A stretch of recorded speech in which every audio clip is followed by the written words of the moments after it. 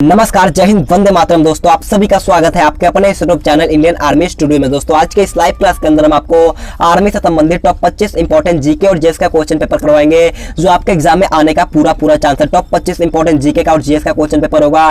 तो आपसे रिक्वेस्ट है वीडियो को पूरा देखना है और लास्ट में कॉमेंट करके बता देना है कि आपका 25 क्वेश्चन में कितना क्वेश्चन सही होता है। तो चलिए बिना किसी टाइम वेस्ट करते हुए बढ़ेंगे अपने फर्स्ट क्वेश्चन की ओर। तो फर्स्ट क्वेश्चन बहुत ही अच्छा और शानदार क्वेश्चन आपसे पूछा है कि Pannalal Ghosh is related to which musical instrument, यानी कि पन्नालाल घोष किस वाद्य से संबंधित है। आपको बताना इसका राइट आंसर क्या होगा। ऑप्शन है santoor, option B tabla, option C bansuri या ऑप्शन डी शहनाई। क्वेश्चन बहुत अच्छा है, तो जल्दी से बताना है कि पन्नालाल घोष किस वाद्य यंत्र से संबंधित है। तो देखिएगा पन्नालाल घोष का संबंध जो होता है वो आपका बांसुरी से होता है, कि इसका राइट आंसर जो होगा आपका ऑप्शन से बिल्कुल ही राइट हो जाएगा। अगर आपसे क्वेश्चन पूछता है कि पंडित शिव कुमार शर्मा का संबंध किससे होता है, तो पंडित शिव कुमार शर्मा का जो होता है आपका संतूर से होता है। इसे भी आपको ध्यान में रखना है। तो बढ़ेंगे नेक्स्ट क्वेश्चन, 2 नंबर क्वेश्चन को ध्यान से पढ़ना है। क्वेश्चन आपसे पूछा है कि Kathak is a folk dance of which state, यानी कि कथक किस राज्य का लोक नृत्य है। ध्यान से क्वेश्चन को पढ़िएगा। क्वेश्चन पूछा है कि कथक किस राज्य का लोक नृत्य होता है। ऑप्शन है Uttar Pradesh, option B Kerala, option C Tamil Nadu या ऑप्शन डी इनमें से कोई नहीं। तो देखिएगा कथक जो होता है वो आपका उत्तर प्रदेश का होता है, यानी कि इसका राइट आंसर जो होगा आपका ऑप्शन है बिल्कुल ही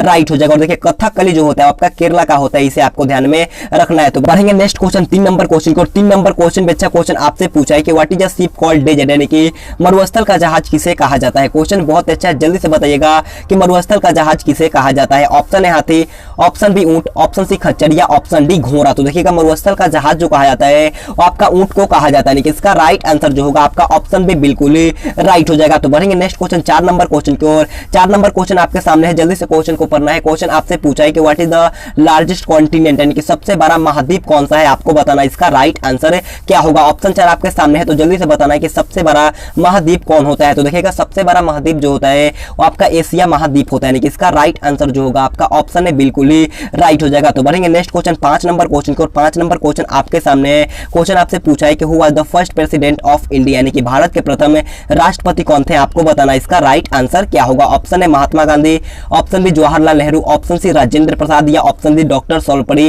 राधाकृष्णन। तो जल्दी से बताना है कि भारत के प्रथम राष्ट्रपति कौन थे। तो देखिएगा भारत के प्रथम राष्ट्रपति जो थे आपका डॉक्टर राजेंद्र प्रसाद, यानी कि इसका राइट आंसर जो होगा वो आपका ऑप्शन से बिल्कुल ही राइट हो जाएगा। तो बढ़ते हैं नेक्स्ट क्वेश्चन, 6 नंबर क्वेश्चन को। 6 नंबर क्वेश्चन बहुत अच्छा और शानदार क्वेश्चन पूछा है, और इससे पहले मैं आपसे बोलना चाहूंगा वीडियो को कंप्लीट देखना है, क्योंकि आज आपका चैलेंजिंग टेस्ट होने वाला है। तो वीडियो को पूरा देखना है और लास्ट में कमेंट करके बताना है कि आपका 25 में कितना क्वेश्चन सही होता है। तो देखिए 6 नंबर क्वेश्चन आपसे पूछा है कि वास्को डी गामा कहां का यात्री था। क्वेश्चन बहुत अच्छा है, जल्दी से बताना है कि वास्को डी गामा कहां का यात्री था। ऑप्शन है जेनेवा, ऑप्शन बी पुर्तगाल, ऑप्शन सी इंग्लैंड या ऑप्शन डी स्पेन। तो देखिएगा वास्को डी गामा जो था वो आपका पुर्तगाल का यात्री था, यानी कि इसका राइट आंसर जो होगा आपका ऑप्शन बी बिल्कुल ही राइट हो जाएगा। अगर आपसे क्वेश्चन पूछता है कि वास्को डी गामा भारत कब आया था, तो वास्को डी गामा भारत जो आया था आपका 1498 में आया था, इसे आपको ध्यान में रखना है। तो बढ़ते हैं नेक्स्ट क्वेश्चन, 7 नंबर क्वेश्चन को। 7 नंबर क्वेश्चन में अच्छा क्वेश्चन आपसे पूछा है कि which is the ancient Vedas of India, यानी कि भारत का प्राचीन वेद कौन सा है। आपको बताना इसका राइट आंसर क्या होगा। यह क्वेश्चन बहुत बार पूछा चुका है, तो जल्दी से बताना है कि भारत का प्राचीन वेद कौन होता है। ऑप्शन है ऋग्वेद,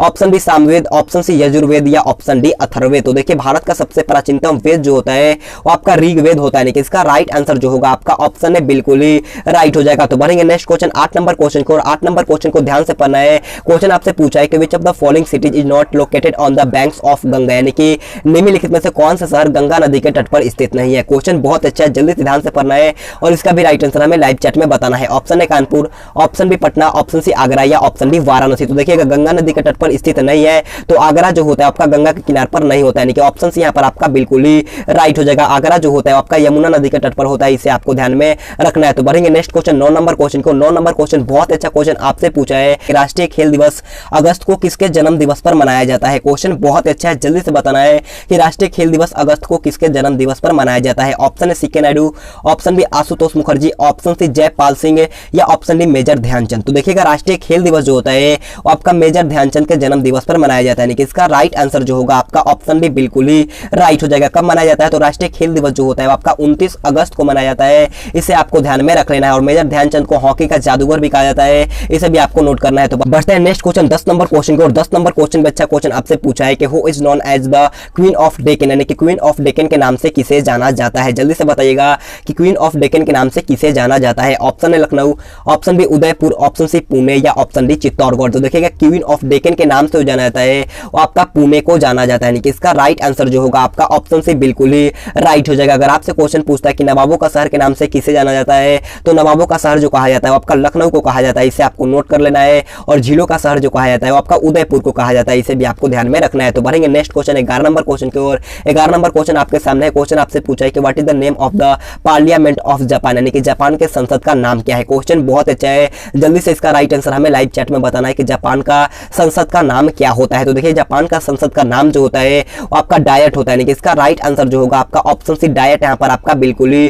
राइट हो जाएगा। अगर आपसे क्वेश्चन पूछता है कि इजराइल का संसद का नाम क्या होता है, तो इजराइल का संसद का नाम जो होता है वो आपका नेसेट होता है, इसे भी आपको याद रखना है। तो बढ़ते हैं नेक्स्ट क्वेश्चन 12 नंबर क्वेश्चन की ओर। 12 नंबर क्वेश्चन आपसे पूछे कि Kaziranga national park is located in which state, यानी कि काजीरंगा राष्ट्रीय उद्यान किस राज्य में स्थित है, आपको बताना है। इस क्वेश्चन का राइट आंसर क्या होगा। Option A Assam, option B Rajasthan, option C Uttar Pradesh या ऑप्शन डी मध्य प्रदेश। ये क्वेश्चन भी बहुत बार पूछा चुका है, तो जल्दी से बताना कि काजीरंगा राष्ट्रीय उद्यान किस राज्य में स्थित है। तो देखिएगा काजीरंगा राष्ट्रीय उद्यान जो होता है वो आपका असम में होता है, यानी कि इसका राइट आंसर जो होगा आपका ऑप्शन ए बिल्कुल ही राइट हो जाएगा। अगर आपसे क्वेश्चन पूछ लिया जाता है कि दुधवा राष्ट्रीय उद्यान कहां पर होता है, तो दुधवा राष्ट्रीय उद्यान जो होता है आपका उत्तर प्रदेश में होता है, इसे आपको ध्यान में रखना है। और कान्हा नेशनल पार्क जो होता है वो आपका मध्य प्रदेश में होता है, इसे भी आपको नोट कर लेना है। तो बढ़ेंगे नेक्स्ट क्वेश्चन 13 नंबर क्वेश्चन को। 13 नंबर क्वेश्चन आपके सामने है, क्वेश्चन को जल्दी से पढ़िएगा और इसका भी राइट आंसर हमें लाइव चैट में बताना है। क्वेश्चन आपसे पूछा है कि वेयर इज शक्ति स्थल लोकेटेड, यानी कि शक्ति स्थल कहां स्थित है, आपको बताना है। इसका राइट आंसर क्या होगा। Option A Allahabad, option B Madhya Pradesh, option C Delhi या ऑप्शन डी पटना। तो जल्दी से इसका राइट आंसर हमें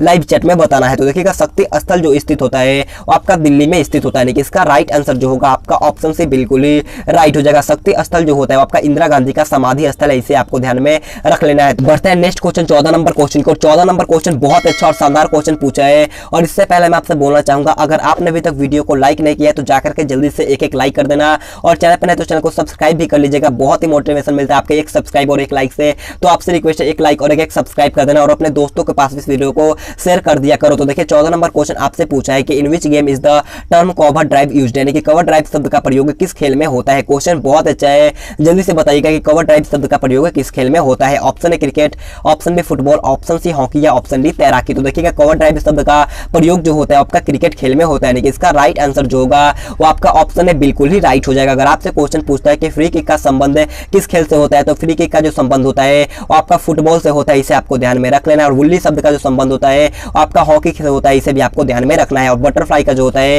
वो आपका तैराकी से होता है, इसे भी आपको नोट करना है। तो बढ़ते हैं नेक्स्ट क्वेश्चन 15 नंबर क्वेश्चन को। 15 नंबर क्वेश्चन बहुत अच्छा क्वेश्चन आपसे पूछा है कि which river is called Bengal sorrow, यानी कि किस नदी को बंगाल का सूख कहा जाता है, आपको बताना है। इसका राइट आंसर क्या होगा। क्वेश्चन बहुत अच्छा है, तो जल्दी से बताइएगा कि बंगाल का सूख किस नदी को कहा जाता है। तो देखिएगा बंगाल का सूख जो कहा जाता है वो आपका दामोदर को कहा जाता है, यानी कि इसका राइट आंसर जो होगा आपका ऑप्शन भी बिल्कुल ही राइट हो जाएगा। अगर आपसे क्वेश्चन पूछता है कि बिहार का सूख किसे कहा जाता है, तो बिहार का सूख जो कहा जाता है आपका कोसी को कहा जाता है, इसे भी आपको नोट कर लेना है। तो बढ़ेंगे नेक्स्ट क्वेश्चन 16 नंबर क्वेश्चन को। 16 नंबर क्वेश्चन भी अच्छा क्वेश्चन आपसे पूछा है कि which of the following planets is called sister of earth, यानी कि निम्नलिखित में से किस ग्रह को पृथ्वी की बहन कहा जाता है। ऑप्शन 4 आपके सामने है, जल्दी से बताना है कि किस ग्रह को पृथ्वी की बहन कहा जाता है। तो देखिएगा पृथ्वी का बहन जो कहा जाता है वो आपका शुक्र को कहा जाता है, यानी कि इसका राइट आंसर जो होगा आपका ऑप्शन भी बिल्कुल ही राइट हो जाएगा। तो बढ़ेंगे नेक्स्ट क्वेश्चन 17 नंबर क्वेश्चन को। 17 नंबर क्वेश्चन अच्छा क्वेश्चन आपसे पूछा है कि वर्ल्ड्स लार्जेस्ट ट्रिपिक, यानी कि विश्व का सबसे बड़ा महाकाव्य कौन है, आपको बताना है। इस क्वेश्चन का राइट आंसर क्या होगा। ऑप्शन है रघुवंशम,